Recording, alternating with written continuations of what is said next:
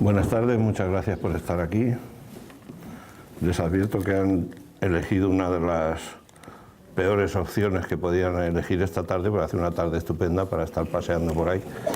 Yo lo advierto de entrada, luego el que se queje de que vayan unas tonterías que ha dicho este hombre, pues está advertido ahora, es decir, que no... Yo entré en Galicia por la literatura, entré en Galicia por Cunqueiro, cuando tenía yo 19 años, más o menos, no Cunqueiro, que era un poco mayor que yo. Llegué a entrevistarlo una vez en Madrid, cuando trabajaba yo en televisión, y la idea que me hice de Galicia a través de su literatura era de un sitio rico en variedades paisajísticas, húmedo, por lo tanto fértil, del que podrían surgir, yo pensé que nunca grandes cosas, pero sí cosas maravillosas, que son mucho más importantes que las que tienen gran tamaño, incluso en monumentos tan grandes como pueda ser la Catedral de Santiago. Lo que creo que todos valoramos son pequeños detalles que conseguimos hacer nuestros y robarle a esa artesanía de piedra labrada tan impresionante. Y mi primer acercamiento físico a Galicia, si no hubiese sido tan fuerte el amor que Cunqueiro me puso dentro sobre esta tierra, acerca de esta tierra, me hubiese decepcionado por completo solo por lo difícil que era llegar. Yo venía en un 5000 desde Madrid a rodar un partido del Celta de Vigo. O sea, mi primera visita a Galicia fue a Vigo. Viajé durante 84 horas, me dio a mí la impresión, serían 9, me imagino, o 8, pero Vigo no estaba en ningún sitio. Vigo me defraudó mucho porque al subir el primer monte, cuando estaba arriba dije, se verá Vigo, pero qué va, estaba yo todavía no sé en dónde, pero ni en Agudiña, o sea, estaba intentando acercarme a Vigo infructuosísimamente. Cuando llegué a Vigo, además, lo que hice fue ver un partido de fútbol que a mí me importaba un pimiento. Yo no me gustaba el fútbol, ni me gusta especialmente, me gustan solo los buenos partidos, y como para ver uno hay que ver como 70 para que te encontrarte con el bueno, procuro no ver ninguno para no aburrirme demasiado. Lo que pasa es que yo en televisión española los reportajes que hacía, los documentales de las entrevistas, me pagaban 600 pesetas si se emitían, porque además si eran buenos no se emitían. Es decir, no por nada, no por la censura, que evidentemente existía, sino porque en el programa que yo trabajaba lo que hacías bueno lo ponían al final, porque era lo que tenía más público, era justo antes del telediario del mediodía. Y si se alargaban algunas de las cosas que incluían en directo ese programa, el último reportaje o la última entrevista, como el telediario tenía que empezar a las 3, lo quitaban. Y si lo quitaban, un día, el segundo podían incluso ponerlo, pero como se pasase, entonces ha perdido actualidad y tú te habías tirado 15 o 20 días haciendo aquello y luego no te lo pagaban. Y eran 600 pesetas, me acuerdo. Entonces me ofrecieron hacer partidos de fútbol a 1200 y dije, esto es un chollo, porque esto además lo ponen seguro. O sea, esto, aquí me puedo yo forrar y ganar hasta 4000 pesetas o 5000 al mes, o sea, 4800, y así empezó mi periplo por Galicia. Galicia, mi familia, en los inicios, no nos dio suerte, porque ya digo que para ganarme 1200 pesetas estuve viajando todo un día para acá, y luego, como tenían que emitirlo al día siguiente, una vez que terminaba el partido, no podías ni siquiera irte a la cama ni nada, sino con el material que habías rodado bajo el brazo, meterte en el 5000 otra vez y volver hasta Madrid viajando toda la noche. Mientras que revelaban el material, tú te duchabas y luego te ibas a televisión a montarlo. Y poder emitirlo a las 7 de la tarde. Peor fue lo de mi primo Leobi, que estuvo estudiando medicina en Albacete, igual que yo, estudiaba en Madrid y se hizo novio de una viguesa. Mientras que él hizo 3 cursos de medicina, ella hizo medicina y farmacia, las 2 carreras. Con lo cual su aprecio por ella se mantuvo, pero un poco resquebrajado, porque vio que no le llegaba a la suela del zapato de la sabiduría a aquella viguesa. Un verano decidió venirse a Vigo, él en un 5000 y desde Albacete, no en un 5000, en un SEAT 600 y desde Albacete, a ver a la novia por sorpresa. Y al llegar a Vigo, no sé a qué parte de Vigo llegaría, se la encontró en la calle. Y ella al verlo se sorprendió y le dijo, ¿pero qué haces aquí? Y entonces ya viene el estilo indirecto, me lo contaba a mí. Dice, ¿qué hacía yo allí? Le dije, ¿qué hago yo aquí? Hacía. Y se metió en el coche, se volvió a Albacete y no volvió a verla. Se le debió mezclar todo lo de la carrera, el que hacía él aquí y tal. Espero que no esté en el auditorio esta persona. Y si está, que me lo cuente ella desde su punto de vista, porque no conozco solo conozco la de mi primo Leo Vigildo. El segundo viaje, yo tenía algún conocimiento mayor de esta tierra porque a las lecturas de Álvaro Cunqueiro me vi prácticamente obligado a leer a... No es verdad, antes que Álvaro Cunqueiro, yo en Albacete, en la peluquería de Enrique, que mi hermano es pintor y mi hermano y yo íbamos a que nos cortase el pelo y siempre nos decía lo mismo, se lo decía a mi hermano, como era pintor, decía Abel, se llama Abel. Abel, que yo también soy un artista, porque yo con las tijeras te puedo dejar la cabeza hecha un Cristo. Y la verdad es que sí, lo quería, lo conseguía. Bueno, pues en esa peluquería había siempre una revista que se llamaba Semana, que se sigue llamando Semana, pero que en aquellas fechas tenía en una página, así en las pares, en una página par, una columna de Venceslao Fernández Flórez y en otra una de Pío Baroja, de las memorias de Baroja. Yo tengo que confesar, para ir confesando un poco mi talante en esto de las artes, que mis tres escritores de la península ibérica favoritos son tres periféricos. Uno es el citado Cunqueiro, otro es Pío Baroja vasco y otro es Josep Pla, el catalán. De los tres he aprendido lo poco que pueda saber, pero si no he aprendido más no es que ellos no enseñasen bien, sino que yo a lo mejor fui mal alumno. He leído todo lo que ha caído en mis manos de ellos prácticamente. Y en el caso concreto de Pío Baroja, lo que estaba escribiendo en esta página aquí, me acuerdo todavía de la columna, yo tendría entonces 10 años y me enteraría de la misa a la media, pero eran partes de sus memorias, de la última vuelta del camino, son 3 tomos así de gordos, una vez reunidos, y que yo he tenido y tengo del libro de cabecera porque lo abras por donde lo abras es un disfrute y un aprendizaje de un ser escéptico, malhumorado, lleno de pequeños rencores y seguidor de todas las pequeñas verdades que uno se va encontrando por el mundo y que le hacen ver que no existe ninguna gran verdad. Baroja me enseñó eso, lo mismo que Pla me enseñó otro poco de lo mismo y Cunqueiro también.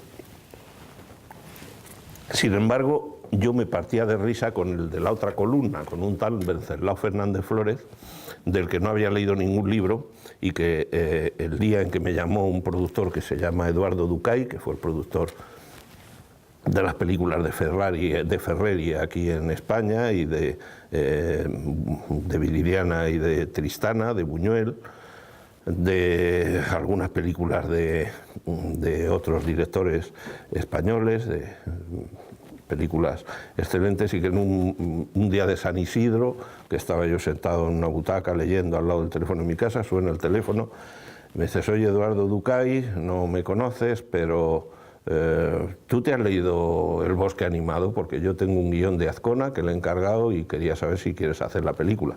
Yo no había leído El bosque animado y le dije que sí, que lo había leído, porque un productor te llama a ver si quieres hacer una película, no lo vas a desengañar a la primera y decirle, no lo he leído. No, sí lo he leído. Pues te vienes por aquí, esto me parece que era un sábado, te vienes el lunes y hablamos. Dije, allí estoy el lunes, ¿a qué hora? A las 10, pues a las 10. Y nada más colgar el teléfono salí corriendo a buscar El bosque animado, que no lo había en ninguna librería de Madrid porque era un libro que se había dejado leer hacía muchísimo tiempo. Llamé a los amigos que me habían hablado y muy bien del bosque animado. Y uno de ellos me dijo, pásate por aquí que te lo dejo. Entonces abrí el bosque animado y veo que empiezan a hablar unos pósters de telégrafos con otros, unos hilos de teléfono con otros, y dije, pues la hemos jodido, porque no querrá este hombre que yo haga dibujos animados.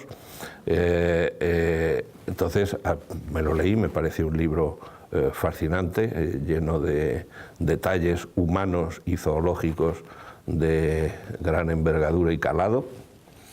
Y cuando me presenté en el despacho de Ducay, tenía encima el guión de Azcona, encima de la mesa.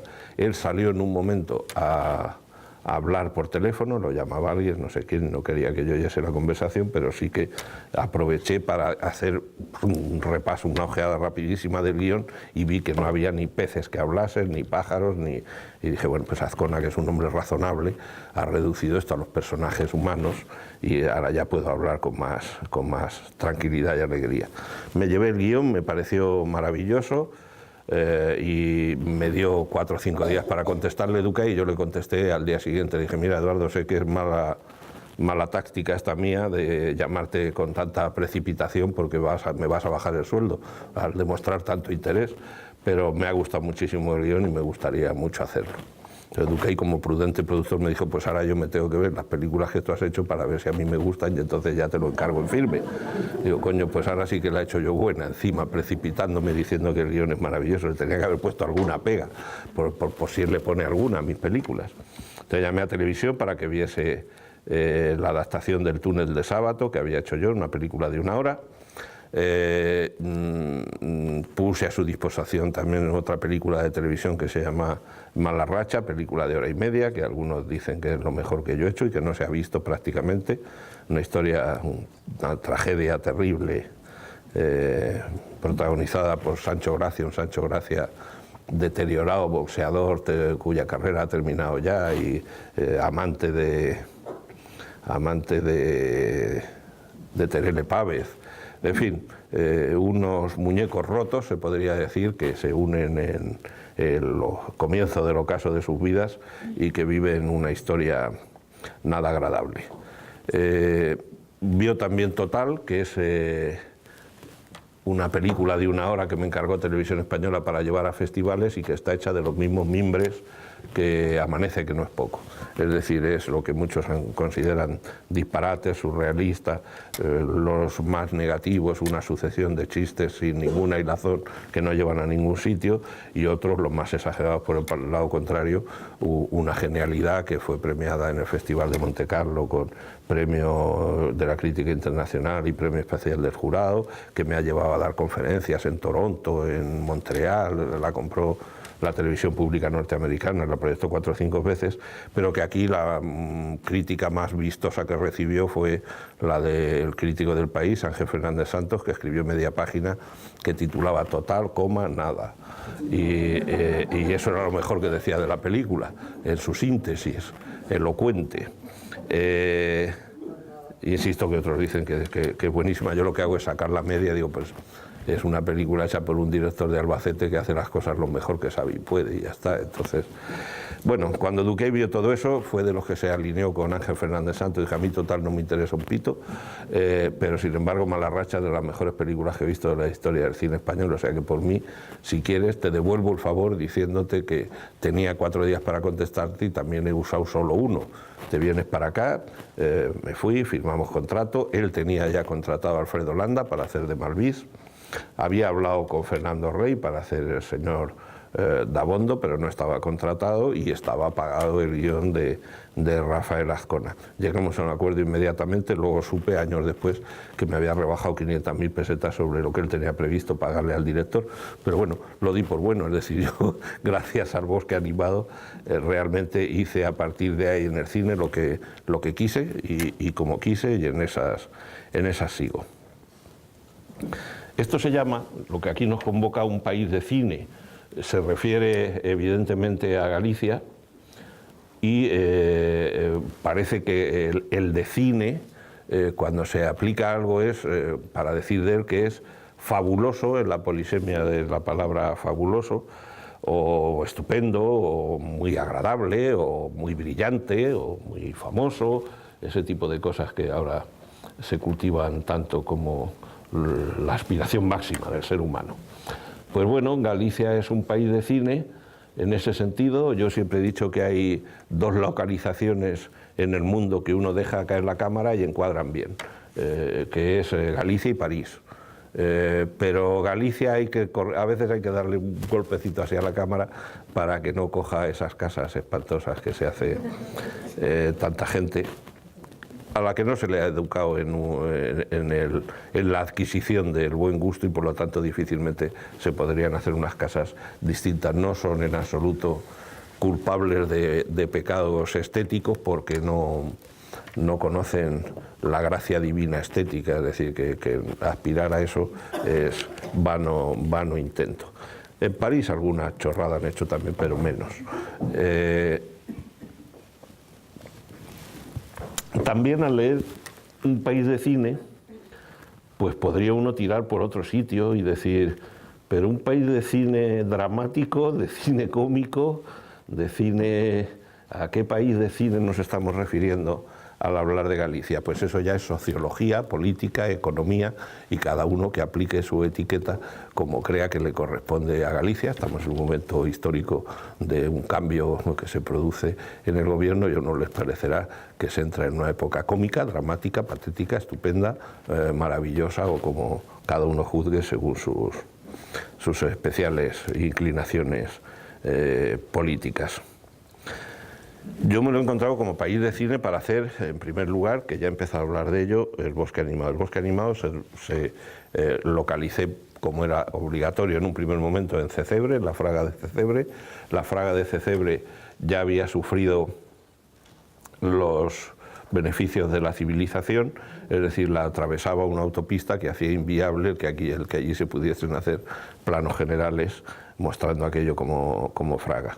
En sustitución de la de Cecebre, la persona que nos ayudaba a localizar, porque no conocíamos Galicia tan bien como él, que es un director de teatro, de cine, había hecho un cortometraje, la que nos guió nos llevó a la Fraga de Leume, ya que ella tenía otro problema. Cuando uno localiza para hacer películas tiene que tener en cuenta que se mueve un equipo de unas 80 personas, que necesita alojamiento, que el material que hay que mover hace necesario el que por las carreteras puedan circular camiones grandes, eso que se llama el grupo, que es un grupo autógeno que nos da la electricidad suficiente para poder maquillar y tener luz y secadores para secar el pelo después de peinarlo y lavarlo. O la que es mucho más necesaria, que es la de todos los focos que hay que poner para rodar una película, aunque sea de día, pues la Fraga de Leume era imposible meter toda aquella tropa y todo aquel armamento. Terminamos localizando dentro de un pazo que hay en Sobrado dos Monses,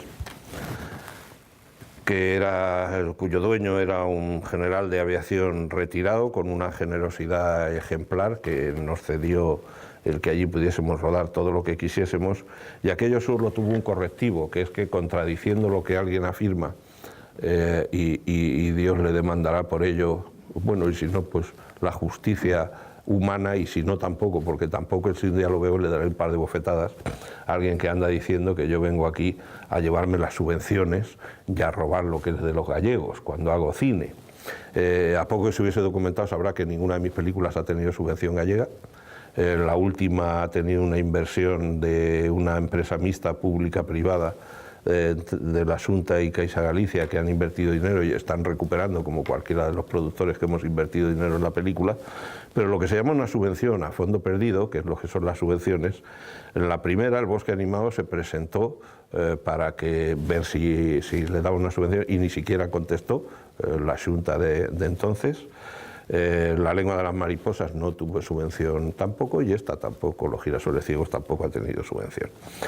Pero precisamente por eso, esto lo cuento como anécdota para explicar cómo se rodó el Bosque Animado. El productor, al ver que venir a Galicia le iba a costar, salir de Madrid cuesta, pues encarece una película como poco en un 60%, hay que pagar hoteles, viajes, comidas, etcétera, etcétera, de todo un equipo de 80-90 personas. y eso encarece mucho la producción. Entonces, cuando volvimos, Emiliano Otegi y yo, de aquí, después de hacer 3.500 kilómetros en coche solo en la provincia de Coruña, el productor, Ducay, nos dijo, pues ahora, en vez de todo lo que tenéis localizado en Galicia, olvidaros y localizar aquí a menos de 60 kilómetros de Madrid, porque la vamos a rodar en Madrid.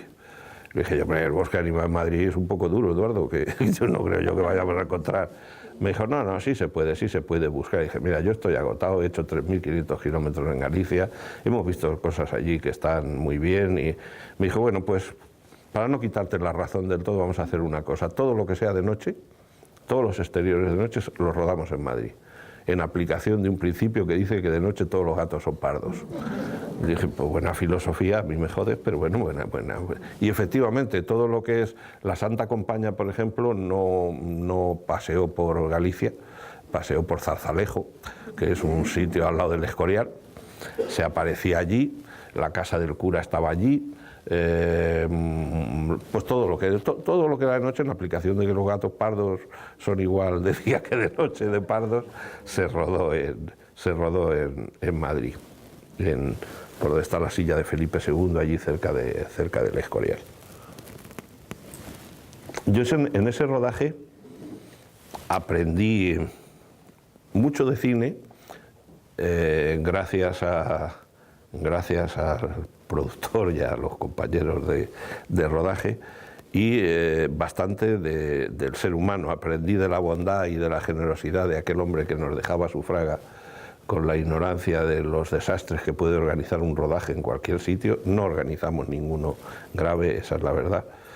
Allí dentro de esa fraga estaban todas las corredoiras por las que Malvís atraca a aquel hombre, a Manolo Alessandre, muchas de las correrías de la película, parte de la cocina, por ejemplo, de la familia Dabondo está hecha en la cocina del Pazo, pero también parte de la casa de los Dabondo está hecha en una casa de Zarzalejo y en un decorado de un sitio que usamos mucho en Madrid cuando rodamos, que es una granja cisterciense del siglo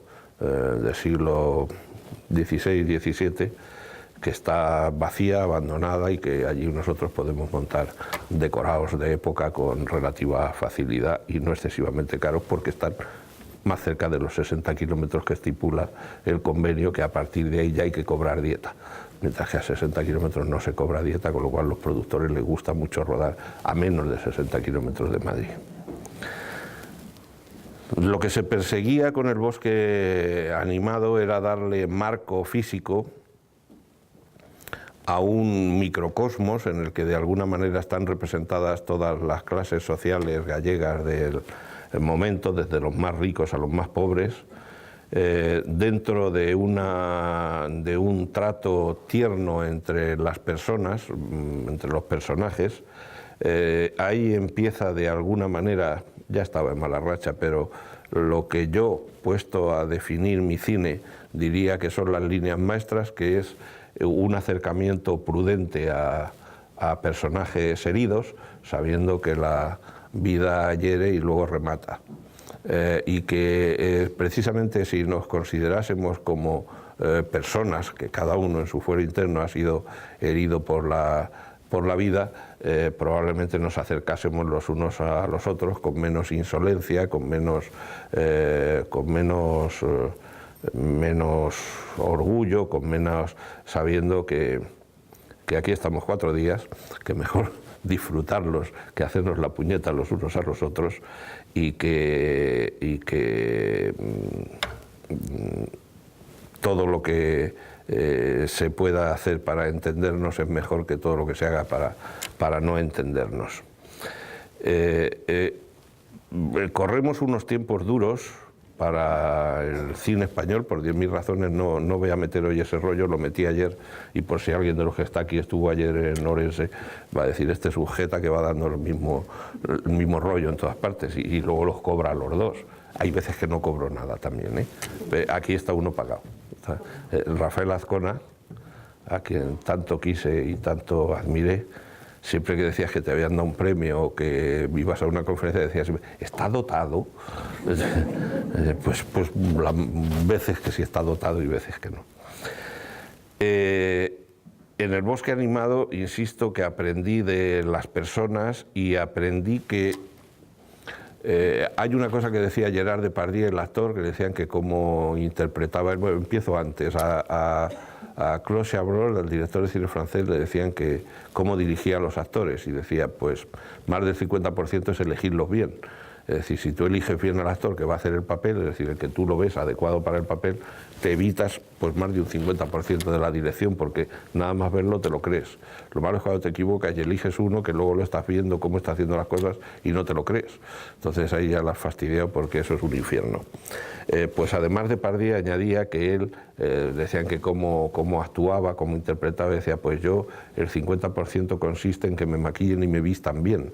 Una vez vestido del personaje, para mí es mucho más fácil interpretar una película una vez que la has localizado, y las localizaciones son las que visten la película. Si aciertas, tienes la mitad de la película hecha físicamente, lo que está viendo el espectador y oyendo, y el otro 50 lo tiene que poner el resto de los elementos arquitectónicos, físicos y tal que hay allí, que no sean el paisaje tal y como te lo has encontrado, y la vida que le dan los personajes a ese paisaje. En el bosque animado pretendíamos elegir unos paisajes y unos elementos físicos, arquitectónicos o de la naturaleza que fuesen, vegetales, geológicos, si se quiere, que ayudasen a entender que los personajes llevasen la vida que llevaban e interfiriesen en ella de una manera prácticamente determinante.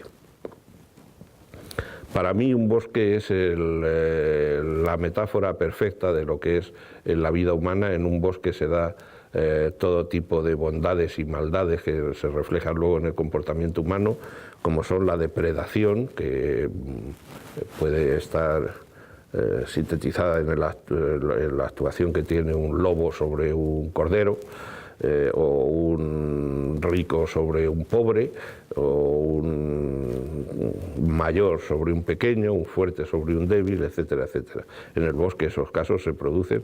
Hay que oír por las noches cómo agoniza algún animal, o cómo los gatos en época de apareamiento muestran con esos gritos espantosos lo que es el desgarro que sufre la hembra después del apareamiento, que se supone que es placentero.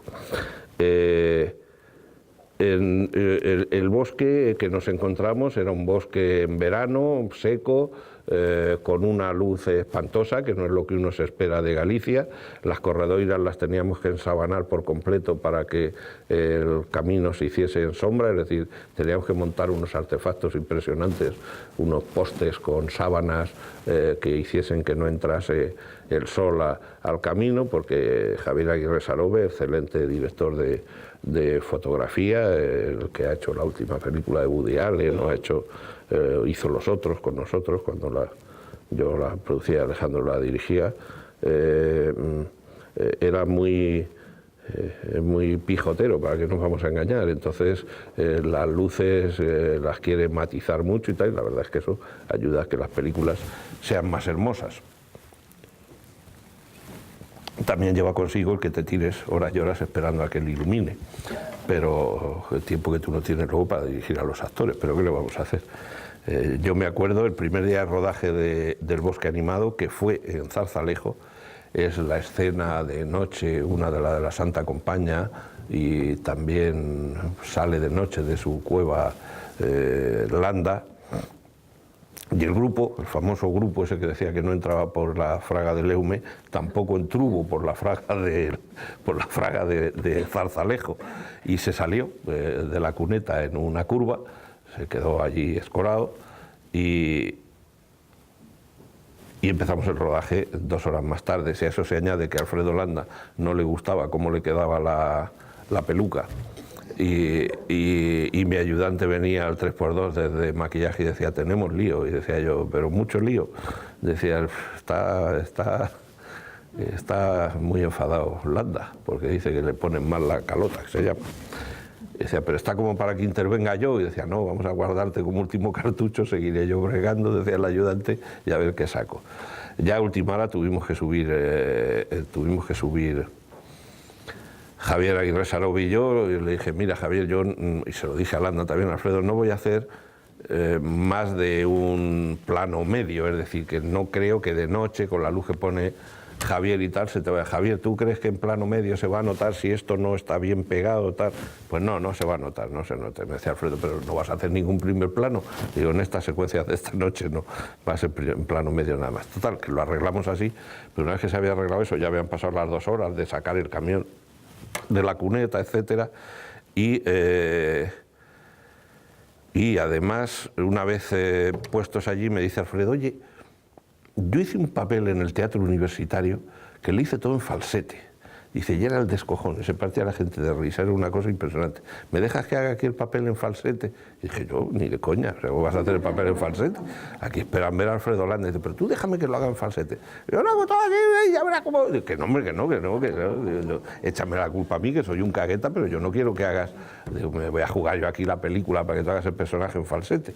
Dice, bueno, voy a hacerte un ensayo en falsete y a ver qué opina el equipo. Y yo, que no, pues, no vamos a hacer esto por asamblea. Entonces, tú déjame... no sé qué. Entonces el equipo empieza a decir, muy bien, Alfredito, coño, joder, qué gracioso estás. Viene corriendo mi ayudante y dice, no le dejes que lo haga así, que es patético esto, tú, que hacemos aquí el ridículo todo. Y ya le dije, Alfredo, que no. Y al equipo, oye, todos tranquilos, estos los planos, voy a decir yo cómo se hace, porque si tenemos que ponernos de acuerdo todos, a ver qué plano va y cómo hay que... Eso no puede ser. Total, que lo hizo como yo decía, pero de vez en cuando metía un poquito, si se fija quien vea esa película, lo que pasa es que no saben qué secuencias son, pero yo sí lo noto, que... Digo, no, pues no, Alfredo, que no. Bueno, o sea que fue una noche movidita y al día siguiente encima viene el productor y me dice que rodábamos en el mismo sitio, José Luis, vente que tenemos que hablar tú y yo. Por la orilla de la carretera me dice, oye, ayer perdiste 2 horas y media de rodaje. Dije, ¿qué perdí yo? Digo, hombre, te habrá contado tu gente, los de producción, que se nos salió ayer. El resultado es que tú has perdido 2 horas de rodaje. Yo, no, los hemos perdido. Pues, no, tú has firmado un contrato que dice que esto lo ruedas en 6 semanas, me parece que era, y entonces si el primer día ya te pasas 2 horas y media, y así me tuvo un cuarto de hora, 20 minutos paseando. Dije, mira, Eduardo, 2 cosas. Una, estamos perdiendo ya 20 minutos, que yo tendría que estar abajo y mañana me los vas a sumar al debe. Digo, y otra, tú no estás calculando que lo mismo me pones nervioso y esta noche pierdo 5 horas, o sea, porque no doy pie con bola. Pues no se te ocurriría, digo, pues espero que no, ala, venga, me voy para abajo. O sea, que el primer día de rodaje fue, y eso fue por no rodar en Galicia, aquí todo va de otra manera.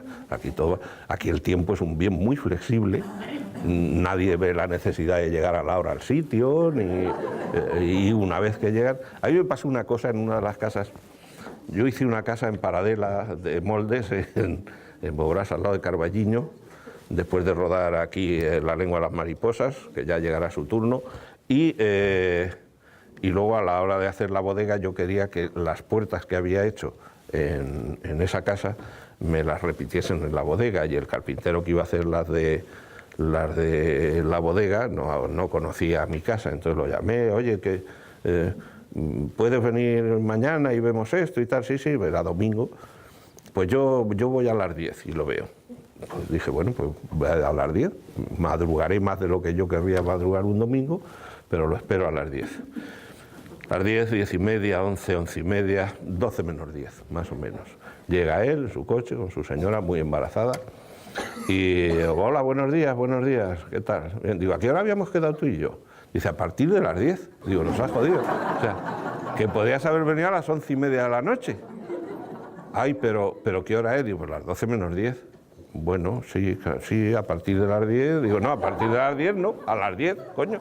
Entonces dice, pues te veo muy enfadado y lo siento mucho, vaya un primer encuentro que tenemos, me siento muy mal, de verdad, perdóname, yo lo que puedo hacer si quieres es que te puedo tocar la zanfoña. Digo, pero ahora mismo me tocan la zanfoña, pero ya, eso está hecho. Y se fue a su coche, sacó una zanfoña que había hecho él, preciosa, no tocaba bien la zanfoña, pero el instrumento era digno de consideración, una cosa muy bonita, nos tomamos un café y tan contentos. Pero de esas me han pasado varias y encima no me han tocado la zanfoña, es decir que plantones, Esto, en eso es un poco caribeño. No sé si los del Caribe lo mandaron para acá en ese viaje de vuelta de migrantes o los emigrantes lo llevaron para allá, pero ahora está en el Festival de Cartagena de Indias y era increíble. O sea, ya no estaba la gente en su sitio a la hora, sino que a mí me daban, por ejemplo, entrevistas a la misma hora en dos sitios que distaban 28 kilómetros el uno del otro. Entonces, bueno, en fin. Del boxe animado luego si quieren hablamos, preguntan lo que quieran y yo les contesto. Ahí tuve también una experiencia que se ha repetido con los años y en todo. Yo creo entender las razones históricas, sociales, políticas, etcétera, que han hecho de una buena cantidad de gallegos personas que no se fían ni de su sombra, por más que sea sombra negra, negra sombra, pero no se fían. Y entonces me he encontrado, por ejemplo, con contratar el rodaje, los de producción. Yo, La lengua de las mariposas y los girasoles sí que participé en la producción, en el bosque no. Que dicen, ¿cuánto quiere usted por este pajar para rodar aquí un día? Pues esto no vale para nada, yo con que me lo limpien. Pues fíjese, a mí, si no, ni tengo ya paja, ni tengo aquí nada de tal. No, pagarle le vamos a pagar, o sea, que dígame usted que no, hombre, no, esto es limpio tal. Pero, claro, aprovechar, luego iban pensando y decían, esto es del cine, fíjate, que camiones más buenos traen, aunque se salgan en las carreteras y todo. Pues llegabas y decías, venga, pues ya, mañana rodamos, le voy a pagar a usted. Pues he pensado que 600.000 pesetas me vendrían bien. Nos ha jodido y a mí también me vienen bien las 600.000 pesetas. Es que esto a ustedes les viene muy bien para rodar, pues por eso lo hemos elegido y le vamos a dar 60.000 pesetas por rodar aquí un día. Eso hoy en día no es nada, pues nos vamos. Y nos pasó en algún sitio. A mí me pasó hasta llegar a comprar la casa de Paradela, tuve 7 apalabradas, que decía, pues por esto, si usted... 1,5 millones de pesetas, tal, eran paredes de piedra y nada más. Pues sí, 1,5 millones y tal, venga, pues mañana firmamos. Y al día siguiente todos, 3, no voy a decir los 7. Otros ponían otros pretextos, pero falé con la mujer, di que 3 millones. Digo, pues fale usted otra vez y dígale que no hay compra. Claro, y así, pa uno detrás de otro. Yo pienso que es que cuando ven que tú les das lo que ellos piden, dicen, he pedido poco. He pedido poco. Si te dicen que sí a la primera, es que esto es poco. Te seguro que pagan el doble. En fin, de eso saben más que yo. Ya, lo último es una cosa. La bodega que tengo ahí en medio, una incrustación que es paredes de piedra con un tejado de uralita, un espanto. Que muchos cuando ya llevan allí algún tiempo, que me dicen, ¿y cuándo piensas terminar la bodega? Cuando me venda Rosita, 2 real, que no vende ni de coña. Pero aquello le había costado 600.000 pesetas, yo empecé ofreciéndole 2 millones y cuando llegué a 4 me dijo, 4 millones son muchos cartos. Dice, pero como lo va a pagar en euros y el euro no vale nada. Dije, pues ya llevo usted razón, ya volveré otro día. ¿Qué le vas a contar?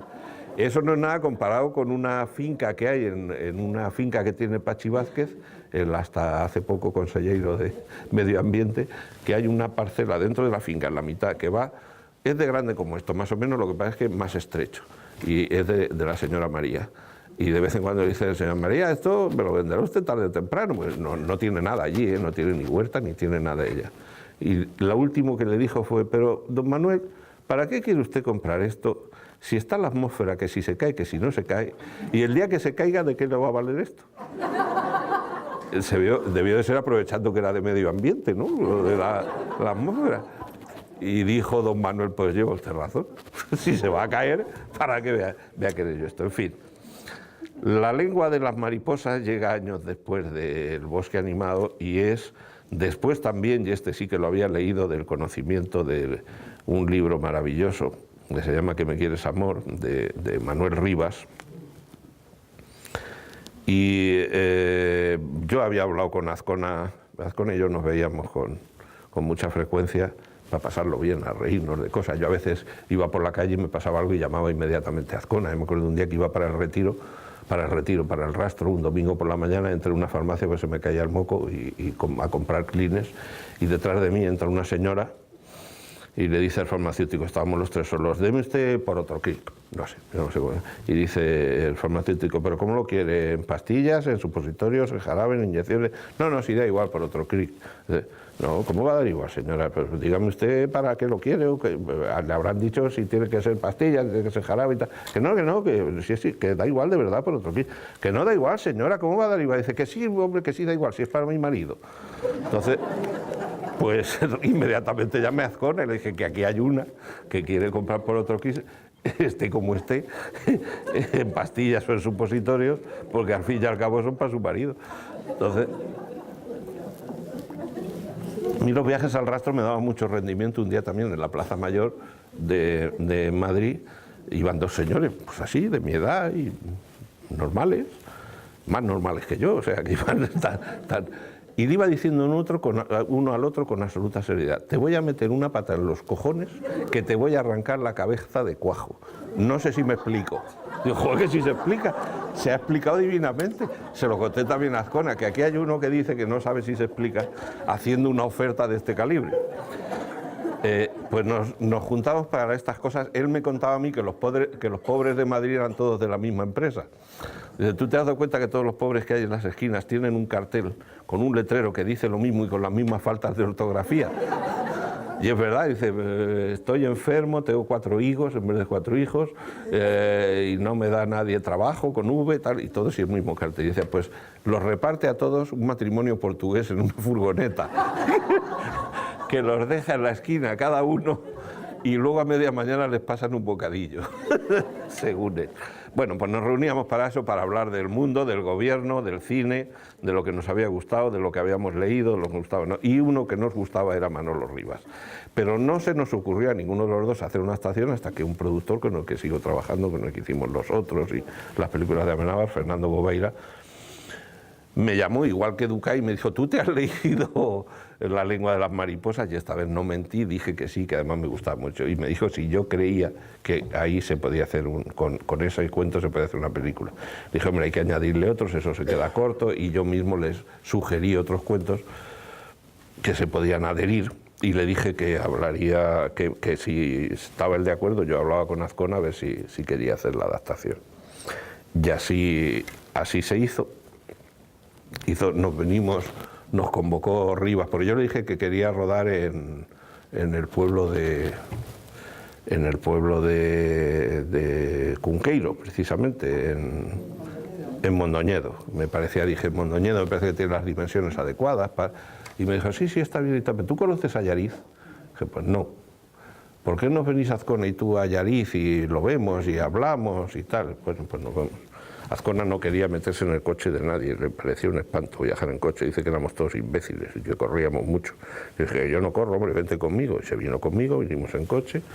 El concello de Allariz, Quintana, nos proporcionó una casa que debía ser era de un médico, y era de un médico muy religioso, porque tenía muchos libros de religión.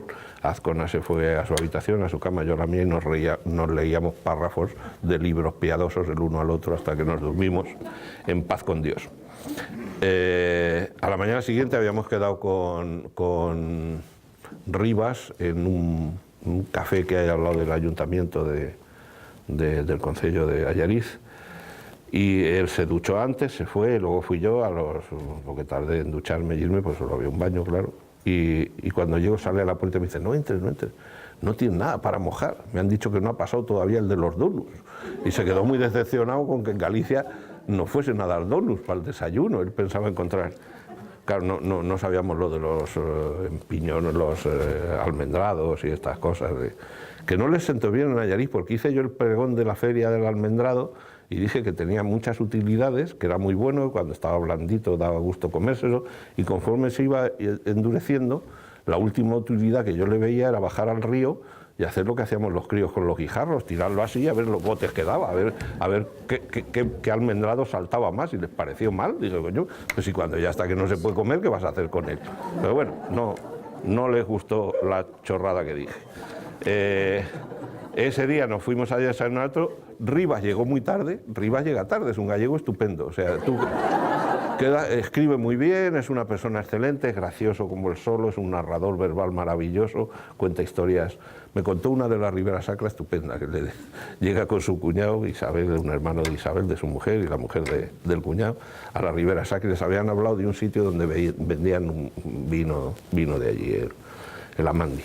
Y llegan al paisano, buenas tardes, pues hace muy bueno, pues se hace muy bueno, qué bien se está aquí en la puerta, se está muy bien, vaya una vista que tiene, es una vista preciosa, lo mismo tiene usted algo de vino, pues algo queda, y lo vende usted, pues si alguien lo quiere, sí, se le vende, sí. Y dice Manolo, y será caro, seguramente, no, caro no es, y le dice Manolo, hombre, además, mire usted, hace muy bien en venderlo caro. Usted sabe que este es el vino que se llevaban los emperadores a Roma. Y dice el vejete aquel, a Roma. De Vigo vienen a por él.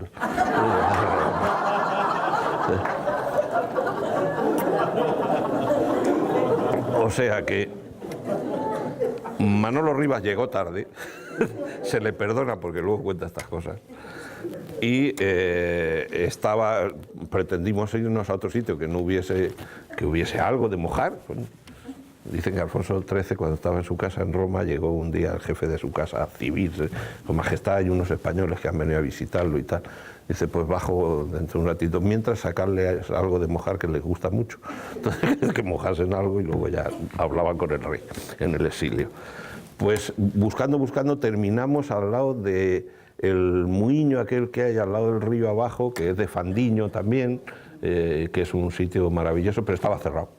Total, que en ayunas nos sentamos allí y allí hicimos eso que se llama la escaleta de la lengua de las mariposas, que es el título, por decirlo así, de qué trata cada una de las secuencias de la película y por qué orden van. Ahí nació La lengua de las mariposas, en las que Azcona escribió el guión, yo escribía alguna secuencia, hay una en la que aprendí algo muy importante de Azcona. Azcona odiaba toda infección sentimental. Las películas que van directamente al corazón le parecían, como me parece a mí, pero a él en grado supino, le parecían una bajeza, le parecían que el corazón es material muy noble, al que hay que dejar más bien tranquilo y dirigir las películas a la inteligencia de los espectadores y desde luego mostrándoles sentimientos, pero en absoluto cayendo en sentimentalismos. De tal manera que yo, que escribí las últimas secuencias del guión de La lengua de las mariposas, recuerdo que escribo la secuencia en la que llegan los republicanos a llamar a la puerta para ver si el sastre, el padre de familia, se une a ellos para echarle una mano al alcalde. Entonces la madre miente además delante del hijo, sin que ella sepa que el hijo está allí. El niño ha bajado, está terminando La isla del tesoro, el libro que le ha prestado el maestro, y entonces baja a abrir la puerta, pero se le adelanta a la madre, la abre y oye toda la conversación en la que la madre niega que el padre esté allí. El niño desde su atalaya está viendo cómo la madre miente y cómo el padre, oyendo la conversación, se arruga, se acobarda y se sienta en la butaca, y los republicanos se van. El niño se sienta en la escalera a terminar el libro y la madre, escribo yo, cierra la puerta, apoya su espalda en ella y le resbala una lágrima por la mejilla. Y me dice, Azcona, no hay una mierda. Digo, pero hombre, ¿qué he hecho mal? Dice que eso de apoyar la espalda en la puerta y resbalarse una lágrima, eso solo lo hacía Virginia Mayo en los westerns. O sea que esta no lo va a hacer. Digo, bueno, pues, digo, va a la cocina y mira hacia el horizonte por la ventana y ahí sí se emociona. Dice, eso te lo compro. Eso sí, pero lo de la espalda, eso no lo ha hecho nunca ninguna mujer, apoyar la espalda en la puerta y que se le caiga una lágrima. Digo, bueno, yo no he visto a ninguna, por lo tanto, pues llevaba razón, lo tuve que aceptar. La lengua de las mariposas se rodó en Santiago, que pretendimos rodar al lado del río que estaba lleno de nenúfares y cosas maravillosas. No sé si eran nenúfares, pero son estas cosas que flotan blancas, unas flores enormes, preciosas, o que florecen los líquenes o lo que tengan, no lo sé. Empezó a llover, no pudimos rodar, nos tuvimos que ir a eso que se llama un cover set, y es donde rodamos la habitación de los niños, la primera secuencia, cuando el uno está hablando con el otro, todas las secuencias de los niños, de los dos hermanos en la cama. Y de ahí ya nos fuimos a Allariz, donde rodamos en Allariz, en Suqueira de Ambía y en Vilar de Flores. En Vilar de Flores es la llegada de la banda de música y todos a las fiestas del pueblo. En Suqueira de Ambía es donde rodamos todo lo del río que no rodamos en Santiago. Y en Allariz, pues todo lo que es la plaza del colegio, que era un banco, que habían cerrado una sucursal, debió de empezar la crisis por aquella época y fueron pioneros, calles de Allariz, y en Pontevedra la plaza y la secuencia final.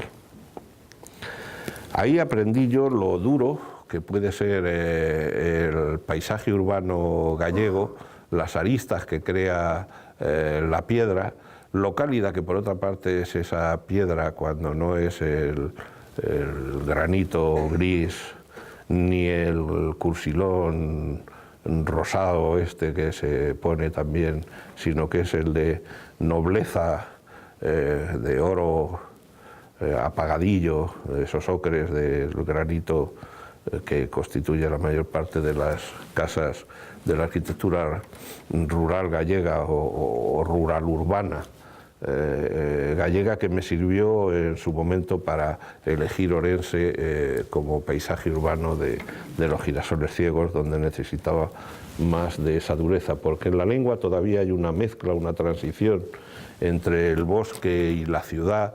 Es un núcleo urbano mucho más pequeño que el de los girasoles ciegos, donde todos se conocen y por lo tanto las posibilidades de goce que llevan a cabo aquel hombre que tiene ayuntamientos con Rosita, ya no me acuerdo cómo se llamaba, con aquella mujer en el pajar y con el perro por medio. Lo del perro está basado en la más estricta realidad, pero no lo cuento porque no fue anécdota mía, fue de un colaborador de la película que me contaba que con 17 años se fue a Río de Janeiro, lo mandó su padre como auxiliar de decoración, y lo que primero que hizo fue irse a un prostíbulo donde le ofrecieron la alternativa de si quería hacerlo con perro o sin perro, porque era una francesa la madama, y él dijo, ¿qué es más caro? Y le dijeron, con perro, y dijo, pues con perro. Entonces, de vez en cuando cuando encuentro con Madrid le digo, oye, ¿con perro? Siempre dice, con perro. Pues eso, pues con perro es lo de la lengua de las mariposas. La lengua de las mariposas es la unión de tres cuentos que creo que tienen una ligazón fácil y que en los ámbitos tanto urbanos como campestres en los que rodamos encontraba fácil acomodo la historia. Como anécdotas diré eso, que siempre han hablado del mal humor de Fernando Fernán Gómez. Allí hubo una ocasión en la que lo manifestó en todo su esplendor, y es en la fiesta de exaltación de la República, que se hace al otro lado de un río. Él tenía vértigo, eso era verdad, y por ejemplo en Santiago de Compostela, que empezamos a rodar esa secuencia y empezó a llover y lo tuvimos que dejar, en uno de esos puentes que hacen en Galicia, que son solo piedra y no tienen barandilla, o sea, solo piedras de este tamaño. En Galicia, por ahorrar, no sabéis lo que hacer, ¿eh? Es una cosa. La lengua galega en concreto es una lengua totalmente ahorrativa, es decir, mientras que cualquiera de las palabras que nace del latín, como mater, nace mer en francés, moder en inglés, madre o como sea en italiano, pero es muy parecido. Y aquí, nay, échale tú. Os habéis comido 6 o 7 letras, una cosa. O lo de abuelo, pues abó, eso ya lo dejáis, es como abreviaturas todo. Pues en los puentes lo mínimo, unas piedras para cruzar y que no haya. Bueno, pues allí me acuerdo que tuvimos que formar, porque no había tanta profundidad en el río, formamos una cadena, todos con un palo al hombro, y él fue pasando así, agarrándose con los ojos cerrados para poder cruzar. Bueno, pues en Xunqueira de Ambía dijimos que lo pasasen en un jeep, que lo dejasen en la otra orilla y ya está. Entonces pasa el jeep con él dentro y le dicen, Fernando, ya puedes bajar aquí, apoyas ahí en esa piedra y dijo, esa piedra está mojada, pasa el agua por encima de ella y la hace resbaladiza. Entonces yo ahí no piso. No, no, mira, si yo pongo el pie, dice, tú sí, pero yo no. Dice, bueno, pues espera un momento. Entonces traen una manta, se la ponen a la piedra, dice, la manta acaba de empaparse de agua y está resbaladiza. Yo ahí no pongo el pie que me caigo. Dice, no, Fernando, si ahora yo... que no pongo el pie, digo, y hago yo la vuelta para atrás. Entonces el coche, con el medio en coche, se atranca en medio del río y empieza él con la garrote ahí. Me voy a Madrid a hablar con mi abogado, a mí me habían dicho que era una película con niños y un maestro y esto es un safari, yo aquí no ruedo, todo rodeado de víboras, que estoy... Venga, sacarlo de ahí y llevarlo arriba. Entonces lo dejo que descanse allí un ratito y luego subo a hablar con él. Digo, Fernando, y me dice, espera, ¿tú has visto lo desagradable que puedo ser? Digo, no, pues si es que es verdad, si resbalas ahí y te caes, es peor para todos, no ya por ti, que también, pues si no, pues nos jode la película. Es decir, que llevabas toda la razón. No, pero es que si yo tengo un médico que me dice, pero Fernando, con las películas tan cómicas que hace usted y lo gracioso que está, y luego los berrinches que se pilla con la televisión y con no sé qué, dice, como si yo disfrutase con eso, José Luis. Digo, no, pero si no es eso lo malo es que esto tú nos adviertes que te vas a pillar este cabreo, lo rodamos ahí cuando estás así con el garrote y luego te doblas y dices, nunca hubiese atravesado este río si no fuese en un jeep. Y nos sacamos una pasta a la Land Rover. Pues es verdad, joder, pues eso. Otra vez nos ponemos de acuerdo y total, que todo había sido por ahorrarse el segar un sembrado que había allí, que el señor pues también pedía 60.000 pesetas por dejar paso por su sembrado, pero oye, eso era rentable, hay que echar cuentas, es decir, las 600.000 por un pajar era mucho. Bueno, las 600.000 es una cifra, no sé si hay alguien aquí de cine, pero que sepáis que tarde o temprano os la van a pedir. Es decir, pues la piden en todas partes. Tuve una agarrada con él importante. ¿Cómo se llamaba el cura de Orense, de la ciudad de los muchachos? El padre Silva. El famoso padre Silva, le pedimos que si tenía alguna funambulista, porque en un momento determinado se ve una feria de noche y cruza una funambulista el camino con una vara y tal. Dijo que sí, que tenía 3 y que una lo podía hacer. Pues vale, muy bien. ¿Y no queréis además un carromato? Pues no, es que eso no lo necesitamos una funambulista.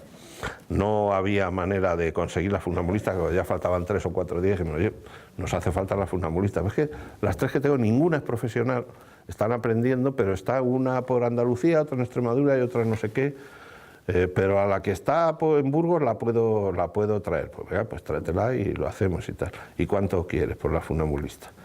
Tenía que cruzar un plano en que cruzaba ella allí de noche y hasta una sola vez, así, a una altura de 2 metros. Dice 600.000 pesetas. Y yo me oye, que Fernando Gómez cobra menos por sesión, ¿eh? Y dice, ¿y qué pasa? ¿Que estás menos artista? Estás igual de artista. ¿O es que a las artistas no les pagáis? Por 600.000 pesetas? No, eso ya te lo puedo yo asegurar. Pues si no le pagáis a ella, no la va a hacer nadie. Llamó a todas las funambulistas de España para que no trabajasen en la película. Menos mal que no llamó a todos los funambulistas. Entonces, llamamos a uno, le pusimos un tutú, una zapatilla de bailarina. El muchacho estuvo encantado todo el día luciendo el tutú. Decía, no me lo quito, si estoy muy cómodo así. Pues descubrió una manera de andar por la vida con tutú y medias rosas. Y el padre Silva con 2 palmos de narices. Eso sí, el día del estreno en Orense viene, me quiero hacer una foto contigo, José Luis. Digo, pues yo contigo, ¿no? ¿Por qué? Digo, pues coño, porque nos tuviste al borde de no poder hacer una secuencia. Es que vosotros habéis venido aquí. Digo, pues ¿cómo hemos venido aquí a eso, que es a robar y a explotar a tus muchachos y a todo lo demás? Pues no me hago la foto contigo porque soy un cabrón, que soy un explotador de muchachos. Es que el muchacho aquel cobró pues también eso, 50 o 60.000 pesetas, que no se vino a pagar poco a nadie, se vino a no hacer el tonto en cualquier caso, porque ya me contarás tú las 600.000 pesetas de la funambulista del padre Silva. Ahora está de asesor, ¿en dónde? Con Chávez o con Cuba o en no sé dónde. Pues está bien, me parece bien. Aparte de la ciudad de los muchachos hay gente que habla divinamente, que ha estado allí, que le ha ido muy bien, pero si les daba 600.000 pesetas diarias por actuación, pues ya lo entiendo yo, que estuviesen contentos.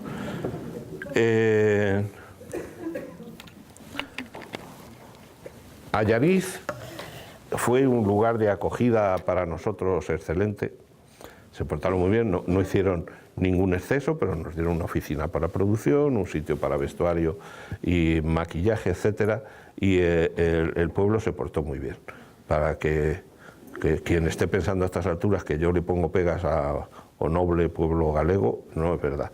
Por ejemplo, rodando Amanece, que no es poco, en Albacete, en mi tierra, en Molinicos, en un pueblo, a media tarde, la Guardia Civil paró a un señor que iba con una escopeta del 12, una sarasqueta probablemente, con esos de cartuchos así de gordos. ¿Dónde va usted con esto? Y dice, a pegarle un tiro a los del cine que me tienen hasta los huevos. Hombre, pues tampoco es eso, ¿no? Dije, venga, váyase usted a su casa, le va a pegar tiros a nadie y tal. Bueno, pues me voy, pero yo les pegaría un tiro. Es decir, sí, pero no se lo pegue, venga, váyase y ya está. O sea que pues, hemos sido recibidos de todas maneras. Aquel hombre, también el cura del pueblo, porque no le alquilamos un sitio que él quería que le alquilásemos, a las 7 de la tarde nos ponía el Santo Rosario por la megafonía, con lo cual no podíamos grabar. Sí. Hablando del sonido, por ejemplo, en el Bosque Animado, que todavía era sonido analógico, lo digo por los que coman palomitas en el cine, que a los que hacemos las películas nos jode un poquito, porque hacer una banda sonora lleva, por ejemplo, en el caso de la lengua del Bosque Animado, hacer 20 bandas. Es decir, nada de lo que se ve y se oye en una película se ve y se oye sin que el director diga que quiera que se vea y se oiga, o se calle y no diga nada cuando ve que alguien del equipo, algún director, algún jefe de equipo, de sonido en concreto, ha metido algo en el montaje para que se oiga, y entonces si te parece bien, pues te callas y ya está. Y si no, dice, pues quítame eso, ponme eso, en vez de eso. Yo tengo fama entre los montadores de sonido de saber mucho de pájaros. La verdad es que muchos me los invento, y yo no sé si son propios del sitio o no, pero yo no me callo y digo, pues ahí pon un cárabo, aquí pon un no sé qué, pues búho por allí, aquí contesta un no sé cuántos. Y en concreto en el Bosque Animado, que se rodó, decía antes, en verano, en un tiempo seco, con un sol inmisericorde, que hacía que aquello pareciese Extremadura en vez de Galicia, pues la humedad del bosque, el que corriesen riachuelos, regatillos, tal, se conseguía a base de superponer bandas de sonido, por aquí meter un regatillo, por allí que suene una fuente que cae, por aquí tal, y terminas llenando de sonido todo aquello que en principio no tiene ninguno, porque los micrófonos para grabar en directo son perfectamente direccionales, van a la boca del actor que habla con la intención de que no se oiga nada más, ni el más mínimo fondo. Cuando hace viento se pone un artefacto para que el viento no se oiga, porque si no, el que está aquí, si el viento sopla por aquí, entra directo el micrófono, pero el que le contesta allí, el viento no le entra, y cuando habla este, hace y cuando habla el otro, no se oye nada, y eso no se darán cuenta porque estarán comiendo todos palomitas, que me los conozco, pero eso fastidia. La elección de determinados decorados como bosques o como ciudades, es decir, las ciudades pues tienes que parar el tráfico muchas veces en sitios, y también evitar, no puedes rodar, hay calles donde no puedes rodar porque no puedes evitar los ruidos de fondo. En los Girasoles Ciegos en Orense, pues de vez en cuando se planteaban problemas porque los coches y cómo suenan los coches de hoy no tienen nada que ver con los coches de los años 40. En Los Girasoles Ciegos, que transcurre en Madrid, la historia fue muy parecida. Me llamó también un productor a ver si yo veía una adaptación posible de ese libro. Es una adaptación mucho más difícil que la de La lengua de las mariposas. Según algunos es una adaptación mucho menos conseguida que la de La lengua de las mariposas. Y eso, algunos de los problemas que le ponen a la película, a la adaptación, yo lo asumí desde el principio, Rafael también, pero al fin y al cabo la iba a dirigir yo. Y a mí no me importaba que, por ejemplo, la historia de los niños que se van hacia Portugal, que en el original en realidad se iban hacia Asturias,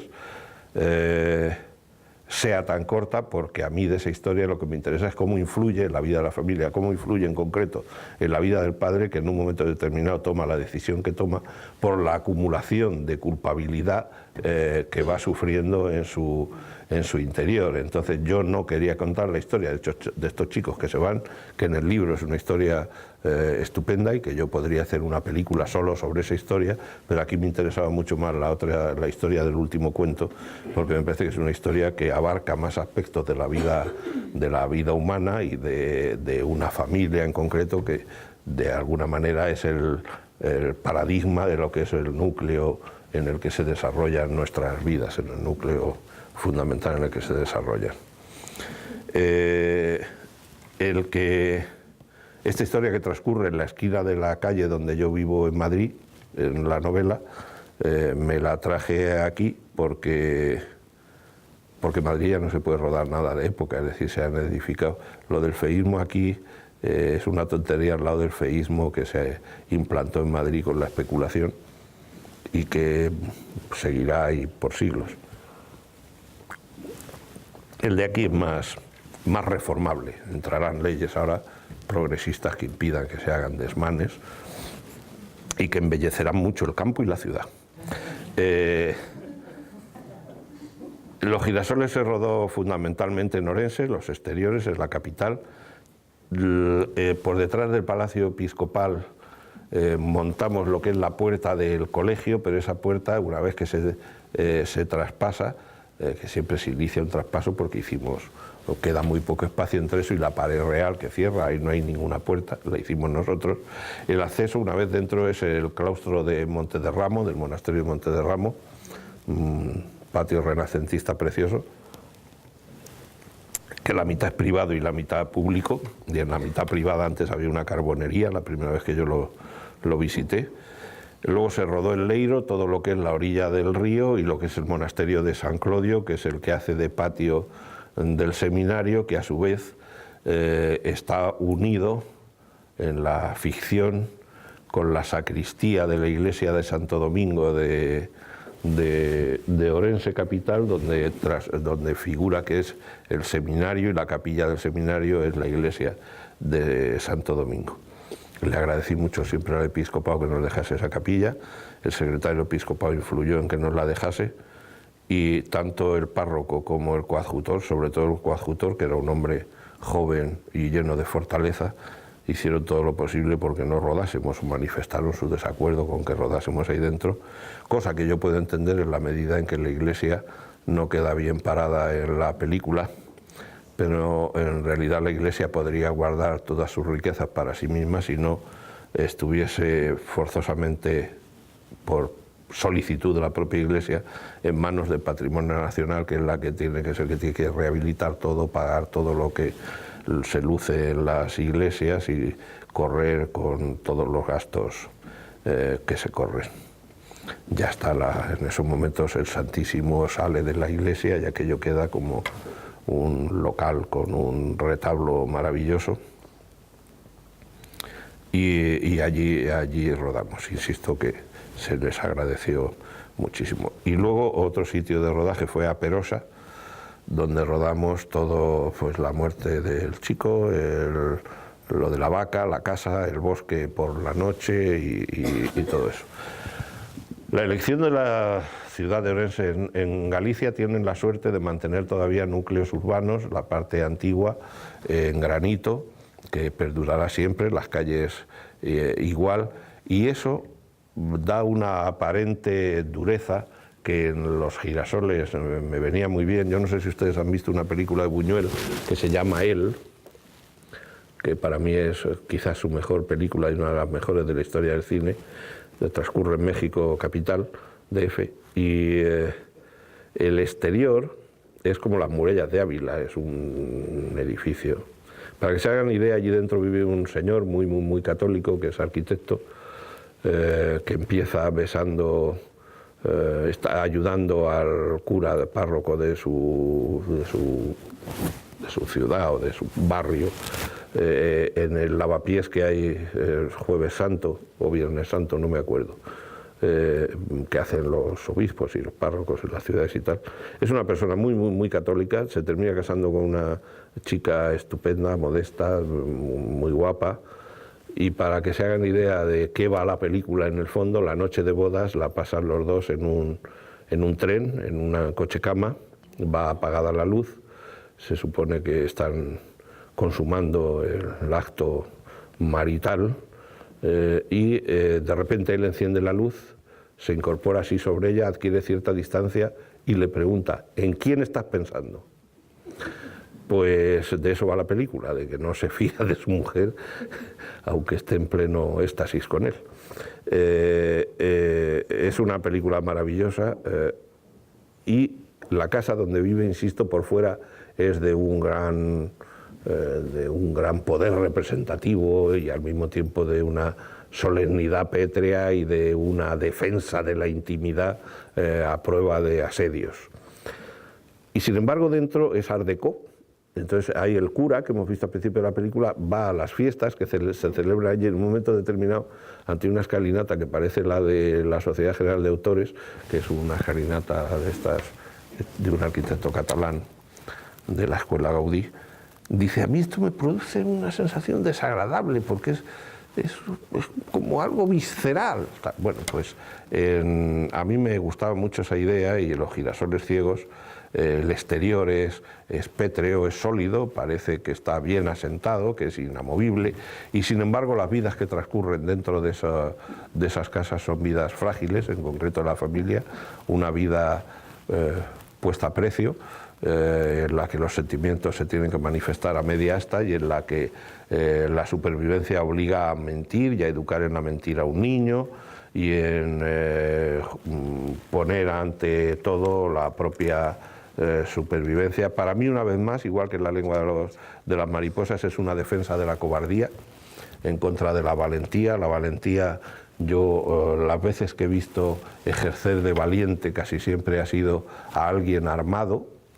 Entonces, con una pistola es fácil ser valiente, porque normalmente el que está enfrente está desarmado y tiene que manifestar su valentía heroicamente, que es mordiéndole la yugular al otro, pero el otro no deja que se acerque, le pega el tiro antes. Es decir, que yo la verdad es que nunca he sabido lo que haría en casos, pues en la época de la dictadura, al final, yo pertenecía a un partido clandestino, al Partido Comunista, y de vez en cuando me daban panfletos para que los tirase en la Facultad de Derecho, donde estudiaba, y yo iba subiendo por la escalera desde la que teníamos que tirar los panfletos y me iba cagando la pata abajo, es decir, que tenía tanto miedo que me metía en un váter, dejaba ahí los panfletos y me iba y no me atrevía a tirarlos. Eso unos días. Otros días poníamos un cartel que decía, esta tarde manifestación a las 7 en Princesa, y venía uno de Defensa Universitaria y decía, quita ese cartel. Y decía yo, no me da la gana, quítalo que te sacudo. No, no me sacudes, pones tú otro ahí diciendo, no vayáis a la manifestación de las 7 de la tarde en Princesa. Y me hacía el valiente, pero nunca supe por qué, unos días sí y otros no. Habría dormido mejor o peor o lo que fuese, pero esas cosas me pasaban. El máximo ejercicio de valentía fue con un amigo mío que murió hace unos años en un accidente, el que produjo mi primera película, Pares y Nones, Félix Tusell, que un día me dice, oye, íbamos a celebrar un juicio en el aula magna de Derecho, donde ahora se hace eso de 69 segundos o 60 y no sé qué segundos, o 74 o lo que sea. Y a él, 50 y 59. Nada, yo tiraba para arriba, o sea que fatal.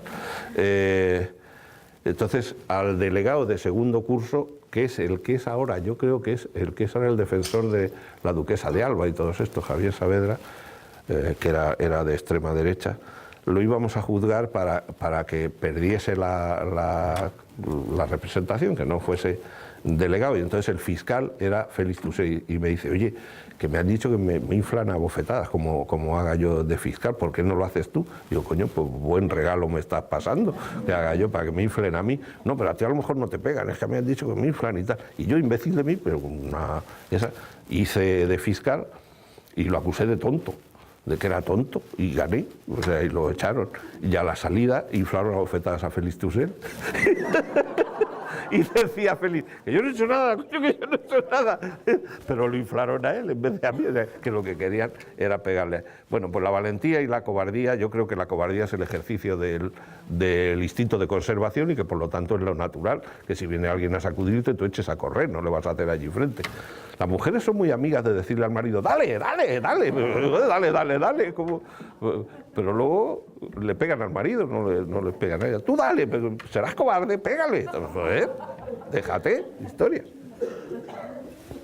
Entonces, yo siempre he pensado que si alguien con una pistola me dice, te voy a pegar un tiro, y está al lado mi padre, que ya no está, el pobre, ya no está en este mundo, pero yo no sé si diría, papá, vete, no sea que se le desvíe el tiro y te pega a ti, o me lo pondría y le decía, tira, anda, tira, tira. Yo qué sé, no lo sé. El día del 23F yo sí sé que el carnet de comisiones obreras que yo tenía lo hice trocitos así, de pequeñito, y lo metí al fondo de un cajón. Y entonces pensaba yo, y eso me ha guiado en películas como La lengua de las mariposas o Los girasoles, en el ejercicio de la cobardía. Yo me acuerdo que había uno que se llamaba Jato, El padre de Jato, que era falangista, fue el secretario, el presidente, lo que fuese, del sindicato del cine, de los directores, guionistas, actores, etcétera. Y por cosas de la vida, que lo vamos a hacer, era exhibicionista. Entonces se iba al sindicato con su gabardina, el uniforme de falangista, y enfrente había un taller de modistillas a las que les enseñaba el órgano viril por las tardes. Y lo tuvieron que echar porque aquello era impresentable, el hombre aquel vestido de falangista con el pito enseñándole. Bueno, total. Pues el hijo de este trabajaba en televisión, en producción, y iba con pistola. Y yo esa noche, el 23F, pensaba, si ahora llegase aquí Jato con un bate de béisbol, y dije, oye, cuerda, tú que las pías mucho allí en las asambleas de televisión y tal, eres muy rojete y tal, ¿cómo glosarías la situación actual con el gobierno en las Cortes y las Cortes tomadas y tal? Y yo pensaba que hubiese hecho una de estas dos cosas, decir, hombre, Jato, joder, unas veces habla demasiado y tal, y pues qué quieres que te diga, pues que sí, que yo no sé, tal. Luego yo, a partir de ahí, ya no me miro al espejo ninguna mañana, evidentemente, pues me daría vergüenza verme.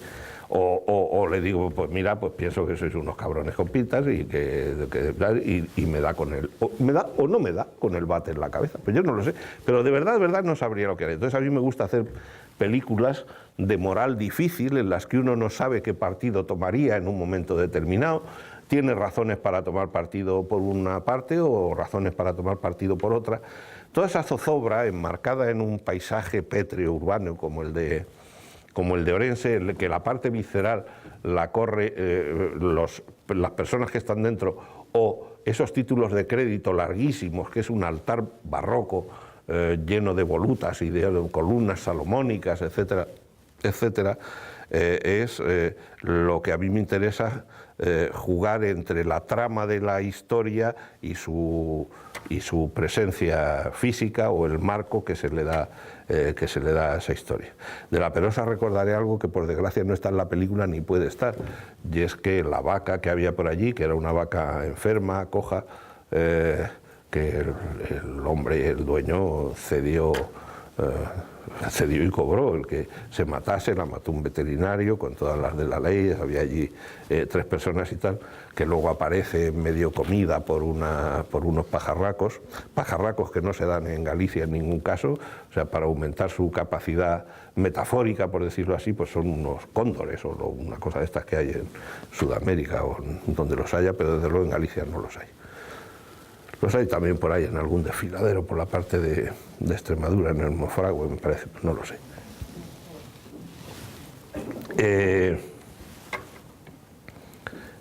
Hubo un momento en que de la vaca muerta hubo que sacarla de allí, no había manera de sacarla por el camino, ni cabía en un tractor y tal, y llevamos una grúa altísima que la ataron con los cables y tal, y la levantaron. Y era un espectáculo ver a la vaca entre los árboles. Era como ver un burro volando. Eso que vi un burro, nos quedamos todos perplejos y nadie teníamos una cámara ni una esa para haber hecho aquello, que realmente era un espectáculo surrealista. La última película, bueno, una película que yo rodé después de La lengua de las mariposas, es un cuento muy muy cortito de Rivas que se llama Primer amor y que ocupa página y media en ¿Qué me quieres, amor? Me parece que es, o no sé si Me quieres, amor, o 1.000.000 de vacas esta, o cuántas vacas son, me pasa lo que con los segundos, el libro suyo. Bueno, el número de vacas que se supone que había en Galicia. Es un cuento que yo en un momento determinado le dije a Manolo Rivas, yo creo que ese es un cuento maravilloso, y me dijo, eso es lo mejor que yo he escrito, pero me lo ha dicho ya de 2 o 3 cosas, o sea que no es fiable en que sea lo... Pero es un cuento maravilloso, lo rodé en un pueblecito de Orense que se llama Cabanelas, donde se hace un buen vino tinto y que tiene un paisaje maravilloso. Es la historia de un niño de 14 años que ve que una niña a la que él le gustaba mucho ha vuelto, se había ido a Barcelona y ha vuelto, y la ve allí, y entonces está contado en primera persona por él, y dice, allí estaba después de 3 años, tal, no sé qué, se acerca, hola, hola, entonces, ¿dónde has estado? Pues en Barcelona, ¿qué tal? Pues bien, y pues yo también aquí me voy a ir a Australia porque Toño se va a Australia con su padre, mira qué reloj me regaló, que lo trajo su padre en Navidad desde allí y tal. Hablan, y tú en Barcelona, pues muy bien, y bueno, pero regular en realidad, y termina diciendo que ha tenido un niño. Y le dice, ¿quieres verlo? Y entonces el otro le da la mano y se mete a casa de ella a ver al niño. Hay un segundo cuento, que es la continuación de este, pero que está separado, en que el niño dice, tenía cara de rana y era feísimo. Es la niña que a él le gustaba, se ha ido a Barcelona, allí ha tenido su primer amor físico, no sabemos con quién, con el que ha tenido un niño, y no debe ser una historia muy buena cuando ha vuelto a su aldea. Por otra parte, es el primer amor de este chico, esa chica que ha vuelto de Barcelona con un niño que era feo como una rana. Es una historia preciosa realmente, y esas son mis 4 películas gallegas en este país de cine, donde espero hacer muchas películas todavía. Diré que todas estas películas, estas 4 películas son las películas que yo he dirigido, y 3 de ellas las he coproducido, que más se han vendido en el extranjero. Los Girasoles está teniendo muchos problemas para ser vendida, porque bueno, están los tiempos muy mal y en los mercados americanos no se compra ninguna película, pero sí es verdad que La lengua de las mariposas, por ejemplo, es una película de la que Woody Allen en 3 entrevistas distintas habló como una de las mejores películas que había visto en los últimos años, y comentaba que era esas películas que antes, después de verlas, te ibas con los amigos a cenar y a comentarla, y que ahora ya no llegan a Estados Unidos estas películas. Y ahora se celebra en Sydney un día de estos, pero no se puede decir, por cierto, nada. No lo cuento. No, ¿hay algún periodista aquí? No lo contéis, por favor, porque es que se jode todo. O sea, voy a confiar y espero ser correspondido en esa confianza. Una vez al año se celebra un festival en Sydney de películas, no sé si europeas o españolas, en las que algún cineasta o alguien del cine muy conocido elige una película que según él debe de estar allí, y se proyecta en una sesión secreta en la que no se sabe qué película se va a ver. Este año era Woody Allen el que la elegía, ya ha elegido La lengua de las mariposas. Pero si se sabe, deja de ser secreta el día de su proyección, y jodemos a los australianos que están esperando qué es lo que se dice en Vigo para ir o no al cine. Pero por favor, que el que más y el que menos tenéis familia en Sydney, en Madagascar y en todas partes. Entonces no la jodamos.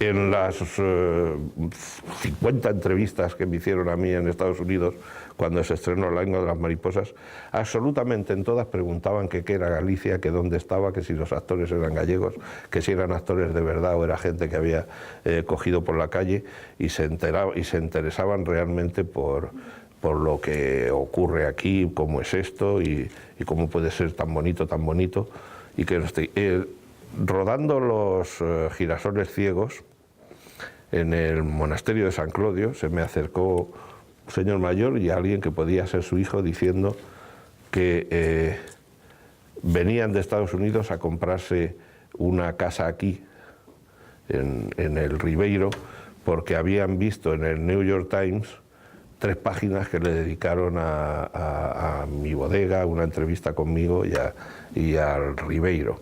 Y ahora se está haciendo una bodega allí que no sé si son estos, son unos americanos los que están haciendo, no sé, la han rehabilitado una casona y no sé si son ellos. ¿Qué quiero decir con esto? Que no me tires piedras ahora cuando termine, es decir, que algo de bien he hecho por esta nación. Decía Buñuel en el Palacio de los Duques de Noailles, me parece que era cuando puso, por primera vez estrenó allí La Edad de Oro, decía, bueno, yo al final de la película, que hay que ver la película, que es durita de ver, y en aquella época, dice, al final de la película ustedes si quieren me pueden tirar tomates, pero que sepan que yo llevo piedras en los bolsillos. Bueno, pues no llevo piedras y les agradezco mucho la atención, y hablen, pregunten ustedes o hagan lo que quieran o pateen o tiren algún tomate, son buenísimos, pero en esta época tampoco andan tan bien.